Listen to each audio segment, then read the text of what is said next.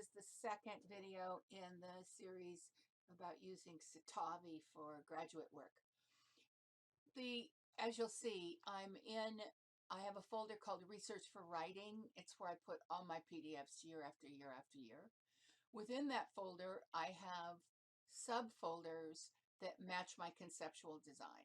This one is, and I started with the year because they may change over time. This one's been good for a couple of years, remote learning for graduate students. Within that folder, you'll see some zip files.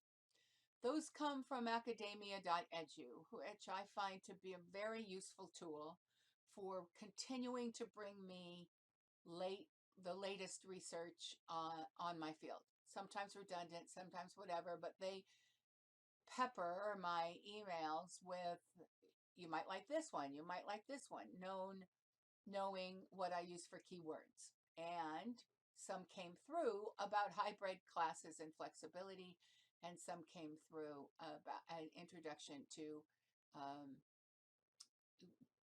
what is latest in online and remote learning.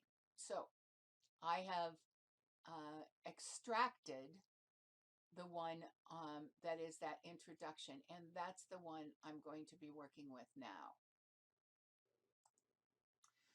So this is Citavi. When you first open it, you put everything into projects, which was new for me because in EndNote, it's all one big reference file, and then you put things into groups.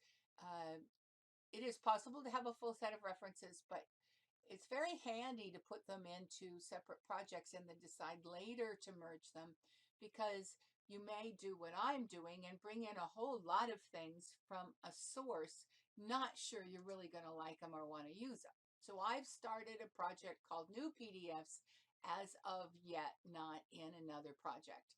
And then when I find these useful, both here and in Max QDA, I will move those PDFs probably into my latest research, which is about boot camps.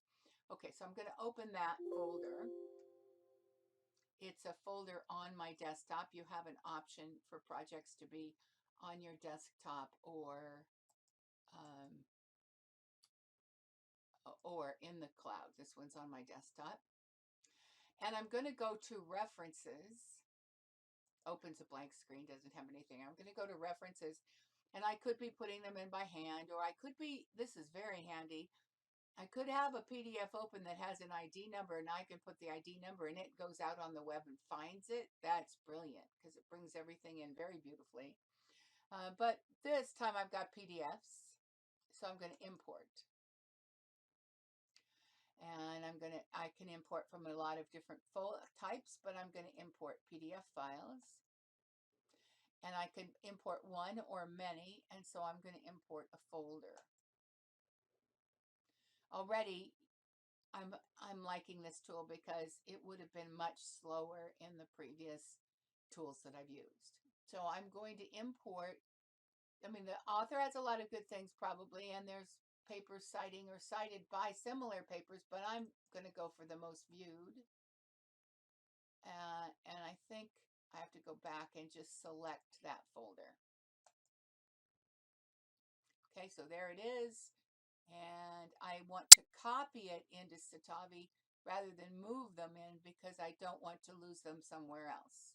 So I keep, my personal choice is to keep a folder that has everything I'd ever want to look at in it, because after all, it's on the web and I have pretty much unlimited storage, and it saves me the hassle of having deleted something I find out later I need.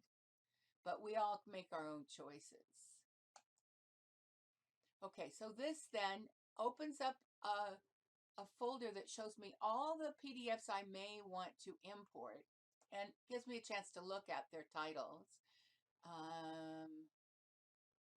And those all look like they, in fact, would be interesting. Sometimes the title will show up and I know right away it isn't, and I just unclick it.